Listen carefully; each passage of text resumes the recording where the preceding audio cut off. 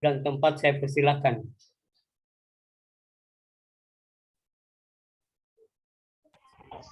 Baik, Assalamualaikum warahmatullahi wabarakatuh. Pada kesempatan ini, kami dari kelompok 12 akan membawakan materi tentang logika keagamaan dan radikalisme di Indonesia. Untuk pemateri pertama, saya berikan kepada dari Febriana. Waktu dan tempat saya persilahkan. Baiklah, materi pertama yaitu ideologi keagamaan. Ideologi agama adalah sebuah ideologi yang bersumber pada filsafat agama yang telah tercantum dan memuat dalam kitab suci agama. Dan agama ini dijadikan sebagai ideologi dan dalam tatanan individu.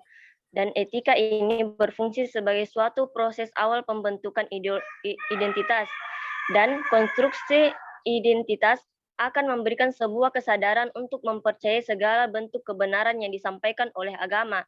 Dan jika seseorang penganut agama sudah mempunyai kesadaran akan identitasnya dalam suatu agama, selain itu, ideologi sendiri berfungsi untuk memberikan pengaruh kehidupan suatu kelompok agar bisa sesuai dengan apa yang sudah digariskan sejak awal oleh agama tersebut, di mana pada tingkat lanjut identitas agama di sisi lain yang dapat memberikan harapan yang besar kepada masyarakat yang menganutnya untuk maju, karena dengan adanya agama dalam membentuk moral personal dan solidaritas yang baik bagi para pemeluk agama.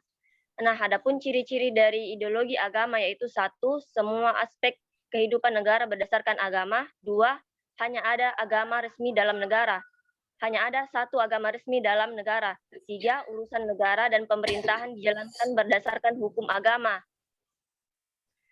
Adapun contoh negara yang menganut ideologi agama adalah 1, Vatikan di Roma, 2, Arab Saudi, Islam, 3, Tibet, Buddha, 4, India, Hindu, 5, Jepang, Shinto, 6, Cina, Hongkong, dan Konghucu dan Taoisme, 7, Israel, yaitu agamanya Yahudi. Adapun ciri-ciri dari agama dan macam-macam ideologi di dunia.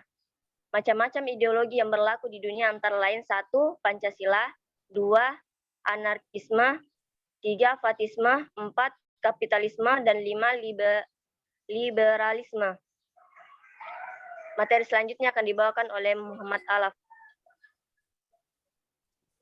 Baik, saya akan melanjutkan materinya. Bagian C, mengenal radikalisme di Indonesia. Hal-hal yang menyebabkan munculnya di Indonesia berdasarkan hasil penelitian ditemukan sekurang-kurangnya ada 3 faktor. Yang pertama, perkembangan di tingkat global. 2,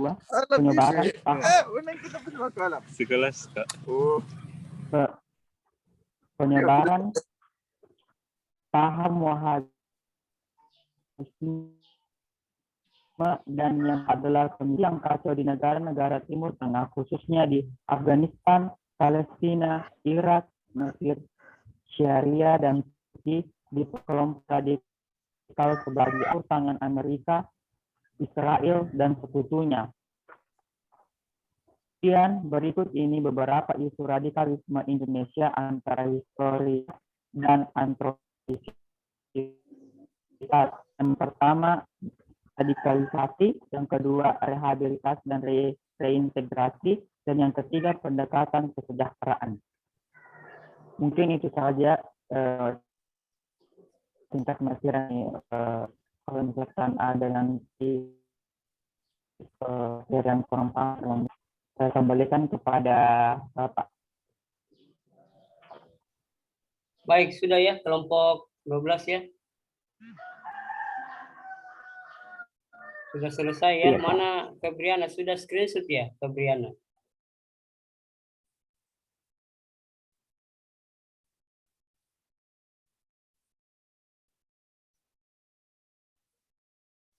Sudah di screenshot deh Febriana. Tolong di screenshot. Iya Pak, sudah. Sudah ya. Kalau sudah nanti dikirim di nomor saya di Japri saja ya, Iya, Pak. untuk supaya nanti saya bisa input kehadiran mahasiswa. Di-share juga di Ketua Rombel karena saya lihat ini Ketua Rombel tidak menyahut dari tadi. Screenshot tadi di-share di Ketua Rombel supaya bisa diarsipkan oleh Ketua Rombel. Iya Pak, sudah saya screenshot juga Pak. Oh, sudah ada ya Herpina Mulia? Iya Pak, sudah nih Oh, Pak, iya. saya screenshot. Oh ya, Herpina Mulia saja yang kirim kalau begitu. Kirim ke saya nanti. Baik, terima kasih kepada kelompok 11 untuk penyampaian makalahnya yang cukup ringkas, padat, dan jelas. Tetapi saya pikir ada beberapa hal penting yang perlu dijelaskan kembali oleh kelompok 12 dan itu bisa nanti dijelaskan seterang-terangnya di grup WhatsApp untuk kemudian lanjut berdiskusi. Persoalan ideologi yang kita bahas ini sebenarnya ada 2 poin. Ideologi, keagamaan, dan radikalisme. Berkembangnya paham radikalisme di Indonesia. Nah, ada dua konteks wacana yang kita bahas hari ini. Yang pertama ideologi keagamaan dan paham radikal yang menyebar di Indonesia. Kemudian muncul di pertanyaan mahasiswa mungkin ya, di benak adik-adik mahasiswa, apa hubungannya dengan mata kuliah kita dakwah dan multikultural? Kenapa mesti kita membahas ideologi keagamaan dan radikalisme? Nah, sekiranya muncul pertanyaan seperti itu dan jawaban saya adalah sangat penting ya, karena berbicara masalah dakwah multikultural, dakwah dalam kondisi yang majemuk, maka sudah tentu kemajemukan bangsa Indonesia ini juga termasuk di dalamnya persoalan ideologi keagamaan. Dan ini tidak bisa kita pungkiri di Indonesia ya. Nah, kita sekilas kembali ke belakang, disebutkan dalam sebuah hadis, mohon maaf kalau saya keliru, tolong diluruskan.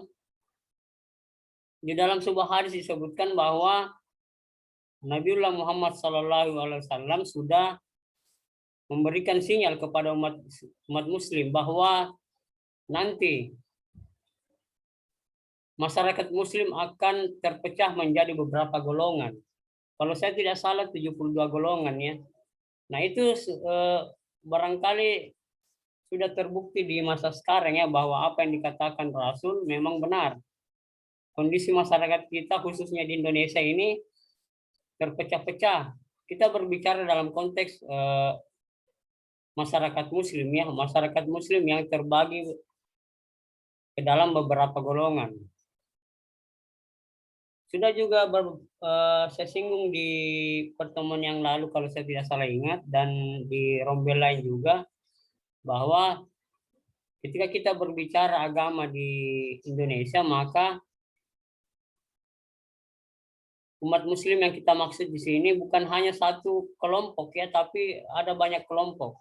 Ada Nahdlatul Ulama, ada Muhammadiyah, ada Hizbut Tahrir yang sudah dibekukan oleh pemerintah, ada FPI yang juga sudah dihentikan organisasinya, ada Wahda Islamiyah, dan berbagai kelompok-kelompok organisasi keagamaan yang ada di Indonesia. Itu baru kita berbicara organisasi, belum kita berbicara masalah aliran. Sangat banyak aliran yang ada di Indonesia, khususnya di Sulawesi Selatan ini yang saya sangat kenal itu aliran Khalwatiyah ya.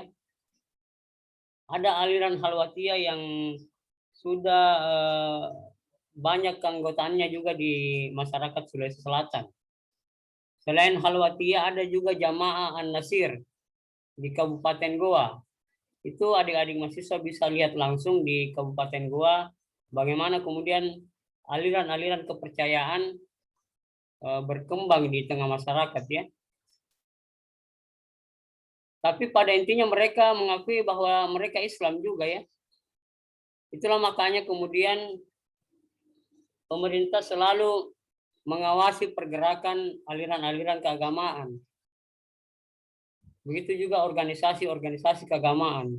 Mengapa pemerintah memberikan intervensi? Karena di dalam perkembangan wacana keagamaan di Indonesia, ada satu kelompok keagamaan yang dianggap meresahkan masyarakat, yang seringkali diberi label radikalisme ya. Nah ini ada beberapa kelompok organisasi yang ditengarai, yang diduga oleh pemerintah memiliki paham radikal, termasuk contoh kasus yang masih hangat di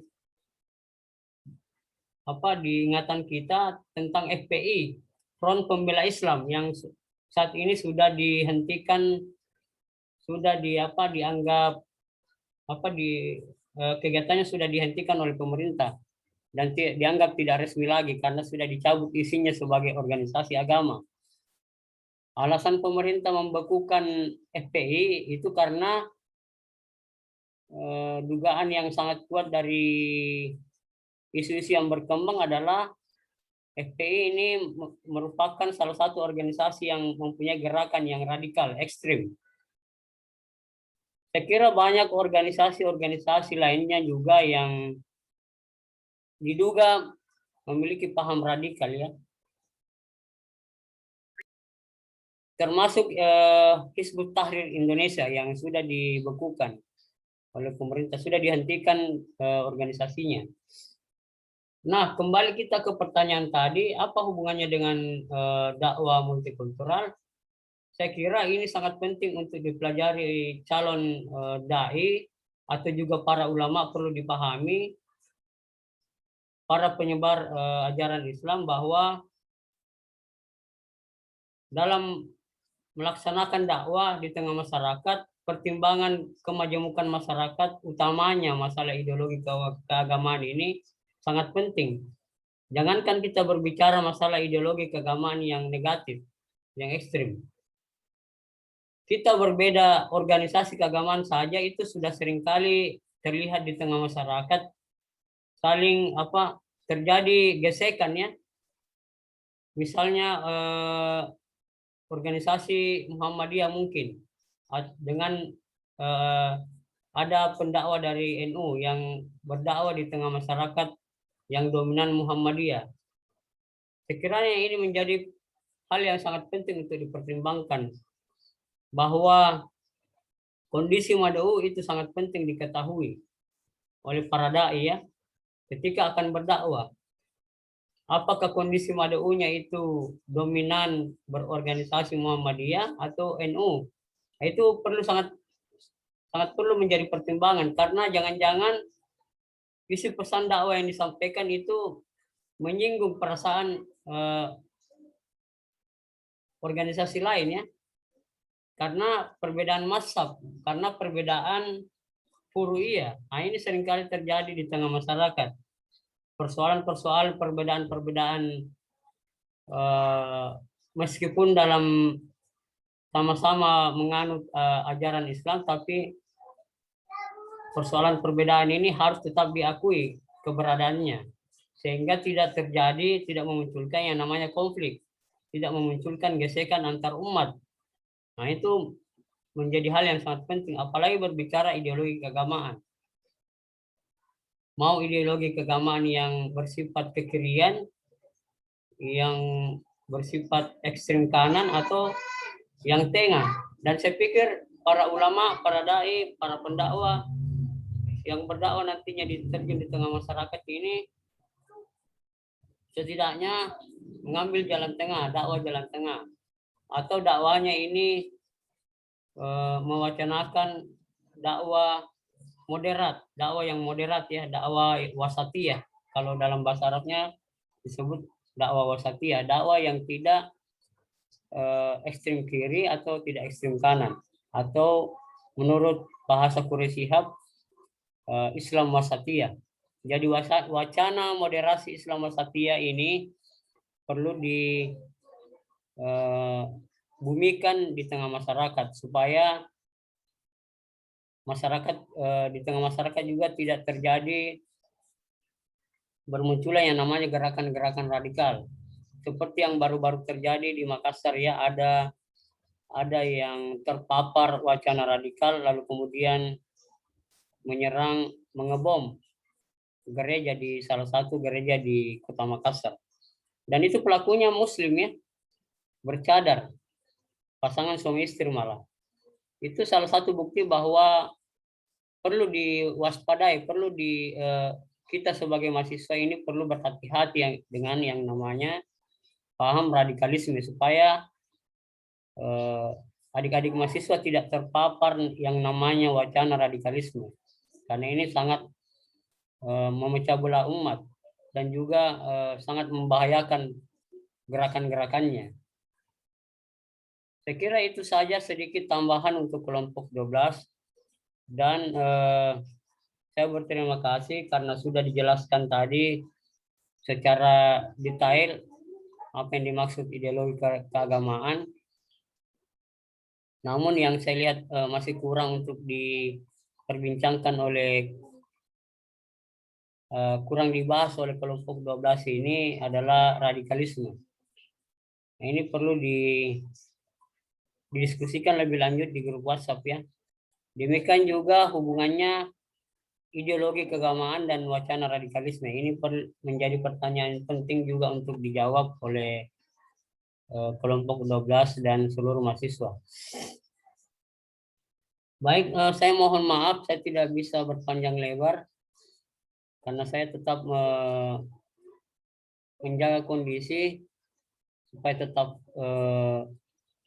bisa melaksanakan kegiatan-kegiatan lainnya. Jadi saya batasi waktu ya. Mengingat bahwa saya masih dalam masa perawatan setelah operasi di rumah sakit ya. Saya kira itu saja untuk hari ini penyampaian dari saya. Saya sangat mengharap kepada seluruh mahasiswa untuk tetap melanjutkan diskusi di grup WhatsApp ya. Demikian juga kelompok 12, mana Muhammad Alaf ya, dan Febriana. Saya Pak hadir. Ya. Saya amanahkan untuk mengarahkan diskusi di grup WhatsApp. Itu ya, kepada kelompok 12 dan siap-siap untuk pertemuan terakhir kelompok 13 minggu depan. Saya juga mengucapkan terima kasih kepada seluruh mahasiswa yang berkesempatan hadir di Zoom. Dan mari kita sama-sama melanjutkan diskusi di grup WhatsApp. Akhirul kalam, fastabiqul khairat, nun wal kalim ma yasturun. Assalamualaikum warahmatullahi wabarakatuh. Assalamualaikum Waalaikumsalam warahmatullahi wabarakatuh. Terima kasih Pak. Semoga lekas sembuh Pak. Ya, terima kasih deh. Amin. Amin, amin. Amin. Amin. Allahumma amin.